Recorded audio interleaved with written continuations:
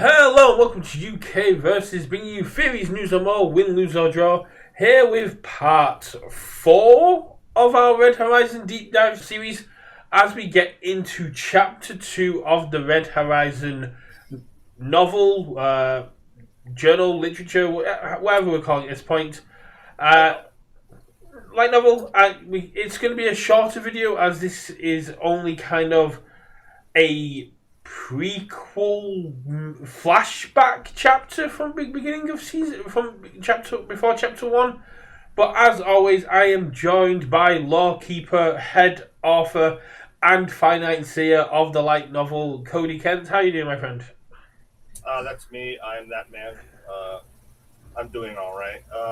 So this is actually technically at the same time, if at all. Like it's like maybe like a few hours before or not. It's not really important as to when it happens. It's the fact that it happened at some point. Yeah, it's just because I think at one point Natalie says, "Should I take this? Should I take the proposals to NK tomorrow?" Which is what made me Yeah, think it was before that. yeah, it is, but stuff that splits in between. Yeah, Is like doesn't really matter when it takes place. The fact that it does take place. it also seems really impressive that Veserpa was able to get back from undisclosed German village all the way back to undisclosed American city. It's Washington D.C. It's D.C. It's specifically Washington D.C. All the way back to DC in less than a day. They're magical demon people. All right, like so a wizard did it. You at least should tell me a wizard did it. I'm sure there is a wizard somewhere. Yes. So in this chapter, we are seeing essentially Veserpa meeting Gabrek. Is that how you pronounce it? Mm-hmm. Gabrek. Gabrek. Gabrek, and at the same time we have Vincent telling Natalie about his first experience with Gabrek, as well as a little bit of a hint as to what. Well, not even a hint as to what Vincent actually wants to do with NK, but a little bit of a hint that maybe Natalie isn't as on board as she seems with Vincent's plan and may have other things cooking. But you did say in previous episodes that Natalie is in it for themselves, so it doesn't. It was not surprising that she is using Vincent. Well, if you there's a clip of a video if you ever watched wrestling. It's someone recreating the clip's called "Wrestling Isn't Wrestling," and it's like, oh yeah, Triple H with Ric Flair goes to this guy named Randy Orton, and Randy Orton is like Voldemort, like in like a corner going yes, and Triple H goes, "This seems like a guy I can trust," and no one trusts Randy Orton ever. Like don't ever like that's the problem that everyone has is nobody trusts Randy Orton, and that's because you shouldn't. It's like you look at a person like Natalie and go, "You seem like you're on the up and up. You seem like you're really a helpful person. Like you're a really grade A person." Like no. It's quite clear that this is not a person that has anyone's best interest but her own and mind. Yeah, that's fair. So the chapter is best laid plans, and Yes. it starts off with a excerpt from an unknown fairy tale. Now, is that actually from an unknown fairy tale? Or is that just something you made up for the chapter? Oh, well, I say unknown fairy tales like I just fucking made it up now. It's nonsensical platitudes like yes, my attempts to be deep, my attempts to be very deep spiritual. No, it's just a little preamble before it because it's meant. So this chapter when I initially wrote it was the idea that things can be happening at the same time as or in relatively the same time. That's another thing, and there's always in the Warhammer books that I read or like any kind of particular literature, there's always a chapter that is padding in between to where the chapter can have a lot of things going on at the same time, but it's kind of here to serve the purpose of giving information more than like telling a story. Yeah. Or like it's here to have like little things in between, like episode 1.5. Like here's a little extra preamble before we get back to the real show, right? And almost exactly like a exposition palate cleanser. Yeah, There is actually a chapter that's right directly in between. That's literally called intermission, where I just tell you, "Hey, here's what these words mean, and here's what this means." Like, if I remember, I think it's the Princess Bride that has a chapter in it that just says, "This is a chapter where a lot of stuff happens, and we're not going to go over it, and we're just going to move on," and then the chapter ends. I'm trying to remember what book it is, but it's just like chapter start. There's a lot of stuff that happens in this chapter that we're not going to go over, but it's happened and it's really important, but we're going to move on. Yeah, that just feel like a Princess Bride, almost Deadpool-esque Spaceballs kind of parody of a book kind of thing. Yeah, like I'm pretty sure. Like, I'm trying to remember what book that, because I've read the book before. But it's just like stuff happens here. I'm not going to say it. Let's just move on. Like they move from point A to point B. We're not going to talk about it. Go on. Like, but yeah, that's essentially what this chapter was meant to really elicit. Now, chapters like this book was, much like I said at the start, is a proof of concept more than anything else. Essentially, this is just the skeleton of an idea that I had at one point, and I just needed to put it down. And at the end of the day, there was something that was wrong with a lot of the story at the time when I was still developing things. And I kind of harken back to what I said initially, was a lot of these characters kind of existed in their own bubbles. And I needed to find some way to bring them in. Like, Gabrek, in terms of a character, before he was presented as like, here is a guy who is a henchman. Well, what is he? I don't know. He's a vampire or some shit. Who is he? He's in a castle. He's in Romania somewhere. Who the fuck knows? So I had to figure out some way to like bring them in. Same with Veserpa. Veserpa, in terms of a character, she is a henchman. There's not much more to her when in her initial presentation. She is a henchman through and through, and she will not have anything more to her. She has more to her now, but she's lucky she has a name, essentially. Yes, like she has a design and has a name. It's great, awesome. But that's essentially what really the other half of the chapter is supposed to be, is to try and present and bring out Gabrek and Veserpa at the same time as other characters, because introducing, I want to say, Reese, Lily, Miska, Vincent, Natalie, Veserpa, Gabrek, Skullman, Ava. 9 main characters in a novel, when most of the time in most novels you get this many. Yeah. I kind of had to find some way to incorporate everyone in, and since it's an ensemble cast deal, this is one of those chapters where I kind of have to like say, hey, here's something real quick. When we mentioned the president in chapter 1, here's the president now, we're talking a little bit, here's Veserpa, here's Gabrek, move on.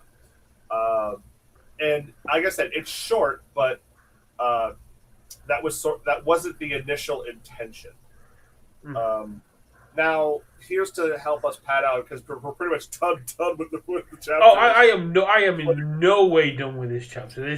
Although it's only like you said 6 pages, there's a lot to go in. There's actually a fair bit to go through with this. Oh, okay. Good. Then by all means, hit me with whatever you want. But you've gone over the kind of meat of the chapter. So, you said like what the chapter was trying to do, but so it's kind of like a setup chapter. It's kind of giving the exposition, and it's kind of hinting at what the characters' overarching goals are. Because we've got Gabrek, and basically it's a heartbreaking story for Gabrek. He lost his loved ones, the village hates him, and all he wants to do is die. And that's what has to be offered to him, essentially, in order for him to get there. Now, one of the things I really saw here was Vincent and Gabrek had a fist fight to a draw. That was something in Vincent's travels. At some point or another, he met a man and they had a fist fight. But what I want to know is that based on like the cards? Was there like a tournament where? I was hoping like there was a tournament where Vincent and the Gabrek player had like an hour-long game. Vincent, at some point in his earthly travels or at some point in his life, had met a man, and the entire idea of it was something that Jason had presented to me. And he said, "Hey, this is how they met." And I was like, "Okay." I didn't really get much more information aside from that. Was yes, he met him. He met him while backpacking through Europe or some shit like that. So, Vesper is traditional henchman. We're very two-dimensional at this point in the story. But what Gabrek's power set seems really weird because are we? So He's able to forge weapons out of silver without any flames. so Gabrek is, and this is the second bullet point of what I'm talking about, or what I decided to bring to the table today. Gabrek was given to me with no particular thought process as to what any of the things that were told to me mean. Gabrek is a man who particularly died like 500 plus years ago when the Ottoman Empire was invading half of Europe and all that good stuff. And the barbarians, and by barbarians, I probably mean the barbarians that were going across the land at that point, getting to Rome at that point, and he was kind of stuck in between at some point or another. And in order for his people to fight back against the barbarians, they needed to ask the gods for help. And in order for someone to speak to the gods, they have to be sacrificed because you could only speak to the gods in like this particular moment before death. Yeah. Like the moments before death, you see the gods and you must speak to them and ask them for help, right? That was the base idea that was given to me, and I was like, okay, I can get behind that. That's why there's an alternate art of forbidden knowledge, where Gabrek is on a cross being stabbed, and even though that's not how he dies in my version, but close enough. So Gabrek, and this is where I go over the particular concept here, is that Gabrek did not die on that day, and everyone thought this is a bad omen. Oh no, this is a terrible omen. The gods have forsaken us. Oh no! Obviously, this is a very backwater, horrible mentality people, right? And Gabrek was the one who repelled the barbarians, and therefore he's the one who was left at the end of the day, and nobody liked him. But he basically saved the village, but turned into a monster, to his people. In reality, he awoke to his potential. In his moments, he awoke to his particular potential that any human has the ability to in the Red Horizon universe. So his power set is something that is not particularly revealed until Volume 2, because it's not terribly relevant.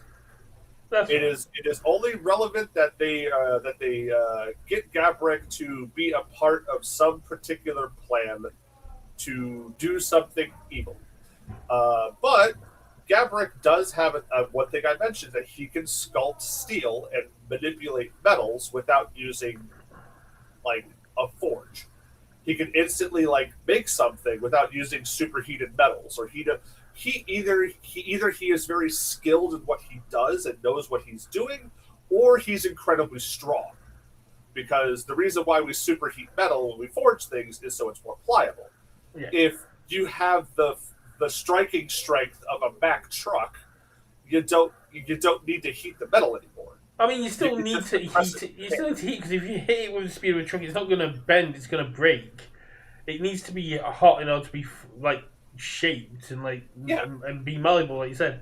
But yeah, that was going to be one of my questions: is if they were a different being or if they were awakened. No, Gabrek is a human who has awakened. So, functionally immortal, does that mean that they have a guardian spirit that's keeping them alive? So, if you'd have noticed in one of the pictures, specifically the first one where you see Gabrek, the runes, yeah, the runes on his shoulders. So, this is something that's not going to be revealed for quite some time as to what its origin is. So I can just say it here because it's already on some of the card arts.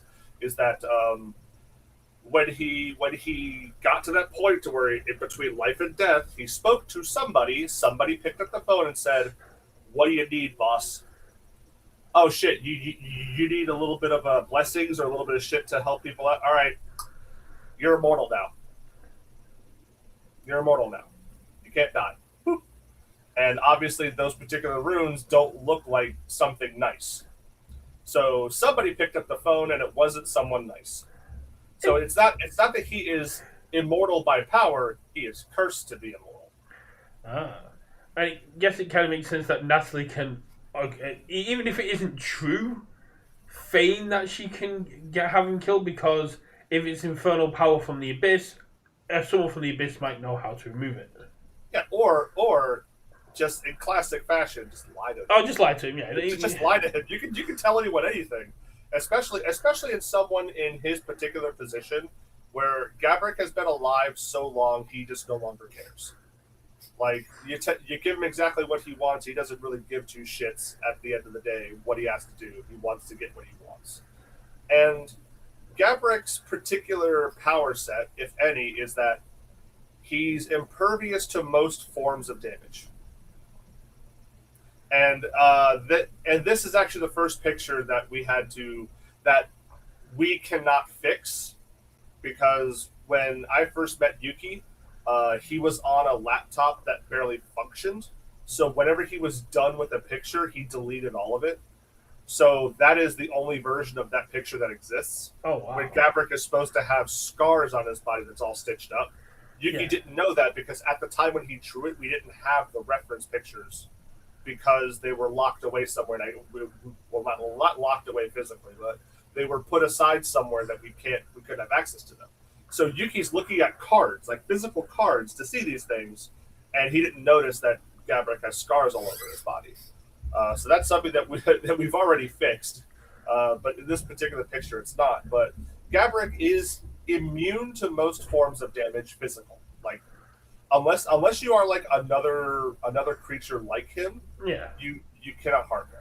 Which explains why if you do, you're like stabbing clay, like you're stabbing a piece of dead meat, and that's why it doesn't heal, so he just stitches it closed. Yeah, which kind of explains why Vincent was able to fight him to a draw, because Vincent is an awakened human in themselves. Well, Vincent is a soulbound, but close enough. Okay. So Vincent has the power of the Phoenix. That is something that's explained in the physical cards, like just by art anyway. But Gabrek, he finally understands so, because one, Gabrek doesn't care. Yeah. Like Vincent saw him as like, you're encroaching on my territory. Please leave. Who are you? I asked you to leave, please. And then you don't tell me what to do. And then they start fighting, and Gabrek he just wanted him to leave. He doesn't particularly care at this point. The fact that Vincent, like, he stopped fighting and Vincent, like, left, he's like, all right, I don't really care either way. Gabrek's just an introvert that wanted him out of his house. Well, and this is something I had to build from the ground up. Gabrek is one of those characters I had to take the ideas and build from the ground up at that point. Because Gabrek's story was essentially done before I even got there. So I had to go, all right, how can I make this interesting? All right, let's look inwards. How can we play with this character? And we go, this is where I start to play with a lot of ideas of, if you actually ever want to think about it, immortality sucks. Because we as humans are social creatures. It's really disheartening to watch the people around you die and the world change around you, and you're just standing there just looking at it. And you can't do anything about it. Like, it's really, if you really ever just sit there and think about things, it's like, it must be really lonely, and eventually it might just take a toll on your mind, and you go, why do I even care anymore? What's the point? I'm just going to sit here in my room, and I'm going to be by myself until something changes. And that was essentially what I started with the origins of for Gabrek is, well, how do you get someone like that out of his cage? Like, how do you get someone like that to come out? It's like, well, give him what he's asking for, a way to die. And he's like, all right, cool. And there's probably nothing, like, he's also a very morose character. He's not very in Volume 2, I go over it a lot more because that's actually where Gabrek tends to shine in Volume 2, because that's actually where I focus the narrative over there, is that he doesn't really have a lot good going on. He doesn't think much to himself. He's like, all right, I'm just going to sit here and do something. Oh, you're sitting here talking to me? Oh, what? Like, he's like, there's nothing going on here anymore in his head. Like, because there's no more inner monologue. Like, what else can you think about when you've been alive for 600 plus years? Not a whole lot. No.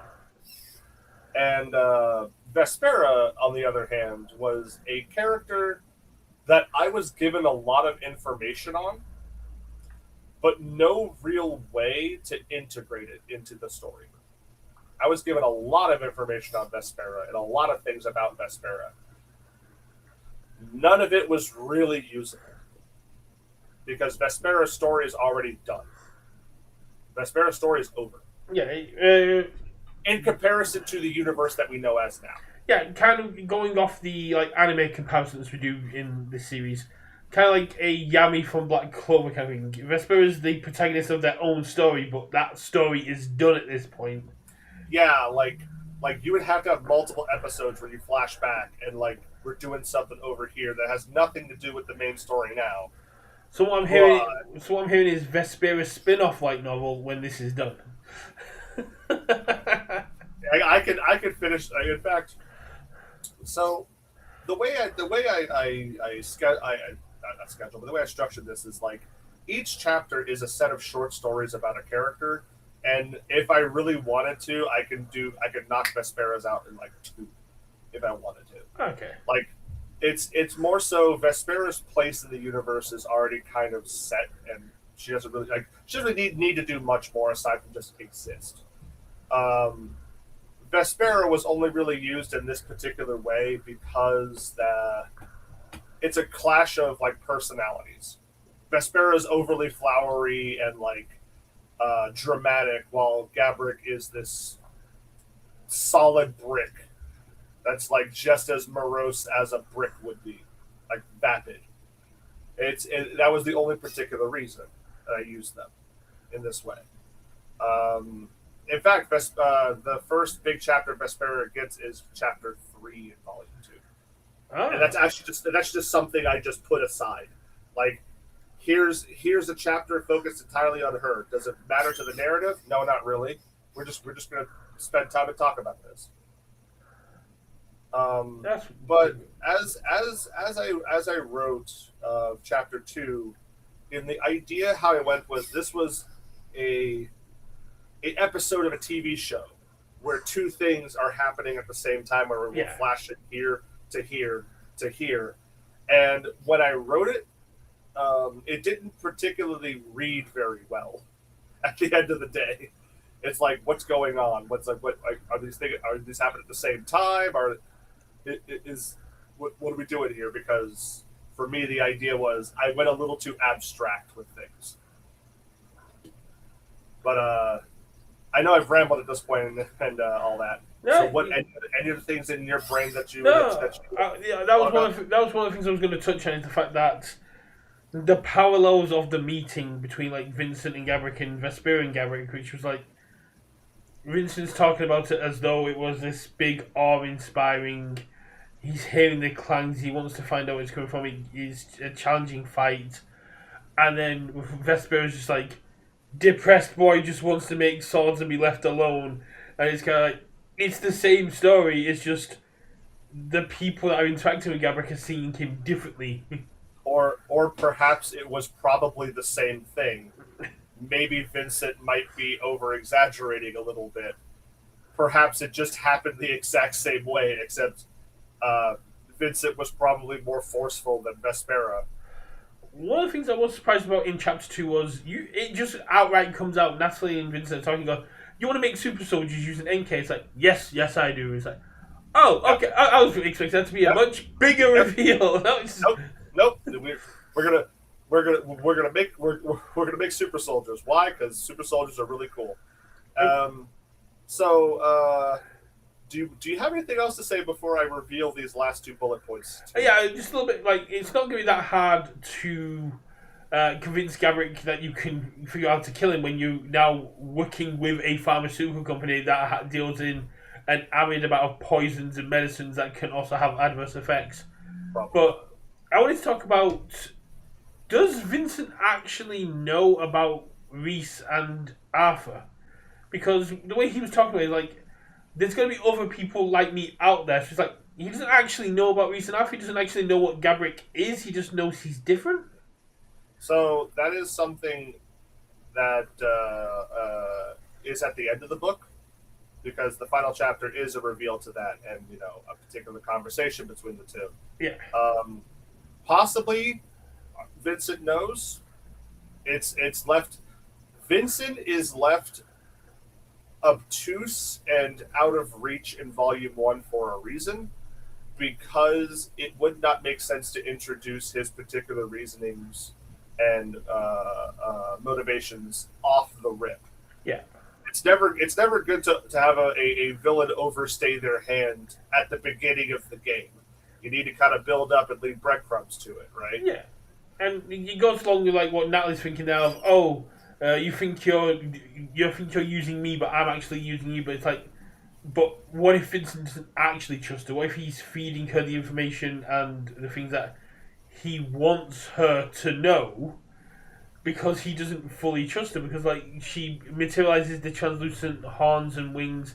And it's like, oh, that particular is meant for us, the reader. Yeah. Not that. Yeah, no, I'm not saying that Vincent could see it, but it's a case of, but if Reese and Arthur could pick up on her aura, there's no way the battle-hardened soldier isn't also going to pick up on this aura and feelings around her. So it kind of makes sense that he would be more guarded around it, even if she's helping him achieve what he wants to do. Yeah, so it is something that is not terribly mentioned, is that not many people can pick up on that stuff because they are not, they lack that particular sixth sense that most that like spiritually aware people have. Sure, you could be a soulbound person and you can have all these cool talents. That don't mean you have that particular talent. Like, you could probably see other soulbound individuals, but Natalie's not a soulbound, or Natalie's not a guardian or awakened person. She's something else. So just because you can use, just so you can use the supernatural energy doesn't mean you can sense the supernatural energies. Or the fact that demons and angels are just something different. Yeah, like they're just something different entirely. It requires different tools to detect them, but you can still be put off by them. Like the fact that Reese immediately pegged her as someone who's like, there's something about you, lady. There's something about you, and it's not the fact that you look like a 10 out of 10. All right, it's not that. But yeah, I mean, apart from the hinting at Vincent's Phoenix powers, that was pretty much it from the chapter. We find out a bit more about what they're planning to do. The fact that it's an uneasy alliance between Natalie and Vincent, where it's like, probably the moment one of them becomes unuseful to the other, they're going to get eaten by the other one. That is what I intended. Is like Vincent doesn't trust Natalie entirely because he is fully aware that she might not be fully forward with him either. But Natalie's only confident that Vincent can't do anything to her. Yeah, like also she probably can't do anything to him. It's like, look, we're on even grounds here. We are partners and allies of convenience at best. But that really encapsulates what was intended here. Now I'm gonna go over this bullet point and tell Brett that this chapter is pointless and it's already been rewritten. So everything here is pointless. Everything here explained is pointless. What? You could have literally given me the new chapter. No. So like I said, because I still have the physical book here. I still have the physical proof of concept that I sent to Jason some time ago. Yeah. In which you're reading exactly what you see here is just the proof of concept, and it was already at that point. By the time I sent this off to Jason and had him read it, I had already kind of figured out things of what I wanted to do anyway. And when I looked at everything, chapter 2 was the weakest by far, and I wanted to do more with it, right? And by the time I had already started on volume 2, I had already figured out kind of how I want the story to go. And I've already kind of figured out like the particular interactions with everyone. So essentially, this it's not that this chapter is pointless. It's just how it's presented is going to be changed.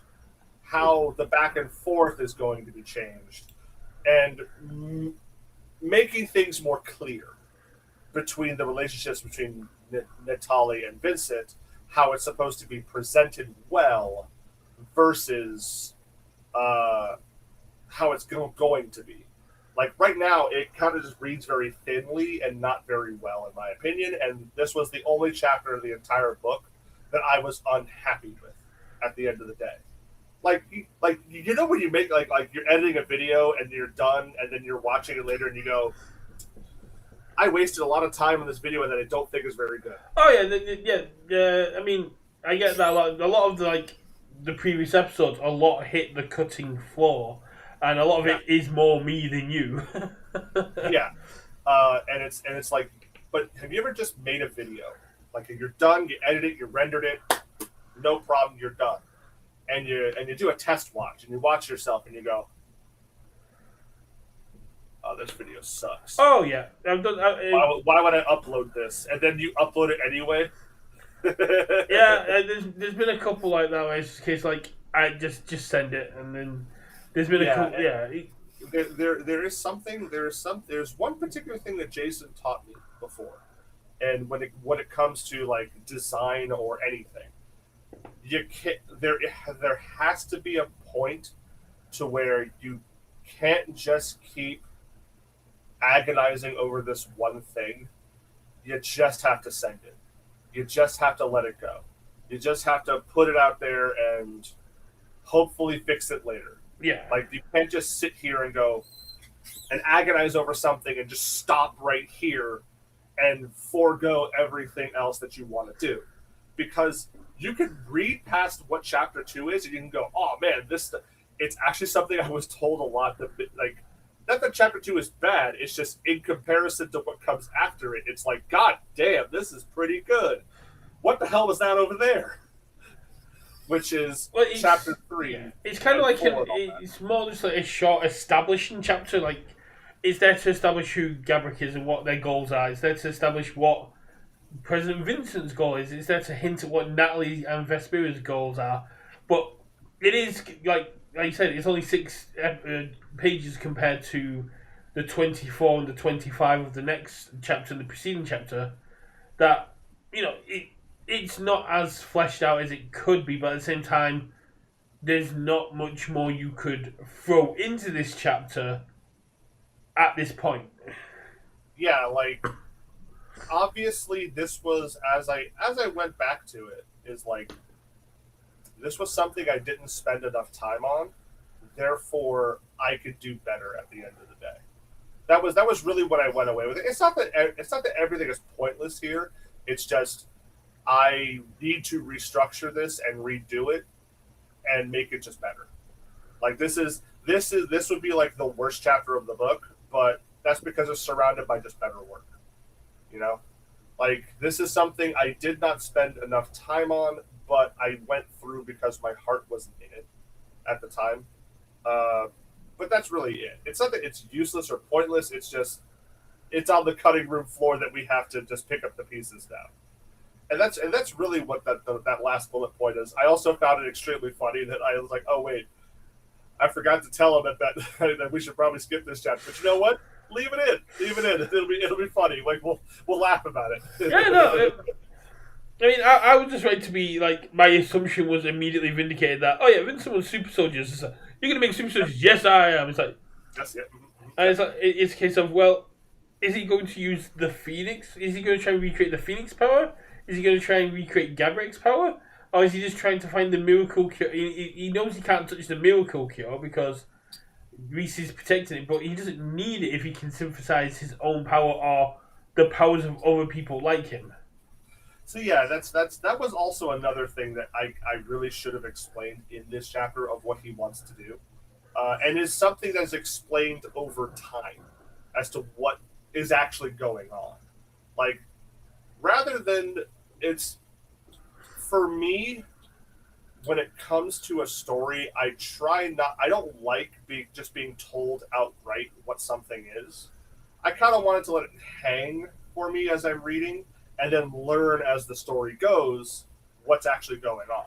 Yeah, Not just like, hey, we're doing this. Well, how are we doing that? We're gonna find out next episode, maybe. Yeah. Like an exercise in media literacy, like the hints and like breadcrumbs you spotted throughout the first 6 or 7 chapters pay off in chapter 12, and like, and it makes people go back and read like, how did I miss this, or how did I miss that?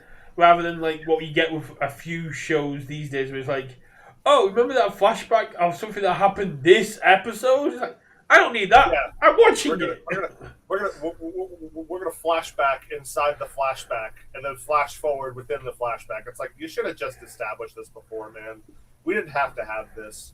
Like, not that I'm saying it's bad to use those kind of things, but it is important to structure things correctly to where it's readable at the end of the day. Especially when it comes to like a book. In a movie, anime, like games, stuff like that, you've got that visual aspect to it, whereas here essentially you'd just be rewriting yourself, where it'd be more like, oh yes, you can hint at it, and then people, because they've physically got everything in front of them, they can just flick back and they can reread and go, oh, I missed that there, and it gives some more like rereadability to the light novel, because people will read it the first time, and then they can go back and read it the second time. They can pick up on all the hints and Chekhov's auras and sentences that were in there that they didn't pick up on the first time. Yeah, that was also something that I saw here when, like, after I was said and done, and I gave everyone a copy of the physical book, and I essentially told everyone as I gave it to them, this is a proof of concept. This is not the completed finished thing. If you guys, a lot of people just said, hey, is there a physical book I could read? I was like, okay, I could have those printed. It's going to cost me a lot of money to do that, but I'll do that if you guys want me to. And that was what I had. That was the Dallas, Texas, I think 2024 regional, the one in Grapevine. Oh yeah. Nationals ? I forget what it was at that point. That was when I spoke to Lohan at that point, and Lohan said, that was when Lohan was still there. Yeah, I was gonna say that's more. Is that 2023, like the big nationals? Yeah, I think so. It was in 2023 or 2024. I remember 2023 was like the 500-person nationals. Maybe. I remember it was in Grapevine, Texas. That was all I terribly remember. I have to do some research, but it'll be one of them. And that's when I had to have the conversation of Lohan was like, "You're not selling these, are you?" And I said, "I'm not selling anything." People asked me to print something, and I did. And did they hand me money as a donation? Yes. Did you publish this thing? I said, no, I didn't publish anything. There's not even a barcode on this thing. But that was really all we really had to like go over for this episode. It's supposedly, hopefully, shorter than the end. Oh yeah, it's a lot. Next episode is going to be meaty because it's a 24-page chapter. And it's all about Skullman 33, I believe. Yes, it is all about Skullman and Ava. Specifically, it was mostly told from Skullman's perspective. And the one thing that I got while everyone read this was it felt like Spider-Man. Like Sam Raimi's Spider-Man. Oh, Sam Raimi's Spider-Man. Yeah. It felt like a comic book, true blue comic book idea. I was like, you know what? That was the entire point. That was the entire point of all of this. But yeah, that's really it for this episode. There's not much more to it. So we're going through all your bullet points. You got nothing else you want to talk about this chapter? No, there's nothing else I would like to I mean, for a chapter that is irrelevant now, I think we covered some points. We got some foreshadowing towards the end of the book. We got to find out a little bit more about the antagonist team, I guess, of the president of like Team Vincent with Natalie, Veserpa, Gabrek, and we got to find out a little bit more about them and like humanize Gabrek a little bit. We got to find out a little bit more of the history. Basically, like I said, it was a palate cleansing exposition after like all the processing from chapter 1. We got a nice thing where you kind of like laid out what Vincent plans and what's going on there, and then we're going to jump into another aspect of this world with the comic book at Skullman 33, because like I said, they're just a bunch of short stories of how this abyss and ether influence on the world and how it's affecting these individuals and shaping their worlds. Yeah, it's well, things are happening on the ground floor, and there's other stuff up here, but we're focusing on what's in frame in my camera right now. Yeah. Not what my hand is doing up here that you can't see. It's more focused on what's happening down here, not up there. Yeah, putting like a big perspective, we're looking at the ants building their anthill while the people are mowing the lawn. We're not bothered about the mowing lawn. We're watching the ants build the anthill. Right. Yeah. But that's about it. Yeah, that's really cool. This is going to be a bit of a short episode. We expected that going in with everything going here. It's great to see Natalie back. I don't know how she quite got fur jackets and hot pants as like the official uniform for the Secretary of the President. Who knows? Actually, is that how he drew it? Like, because that is a picture of that. Like, we can't change it. No, it's just a skirt. It's just a skirt. It's just riding up very high, and Yuki did not really understand what. I mean, even then, it's essentially a leather fur coat, thigh highs, and a leather skirt. Yes.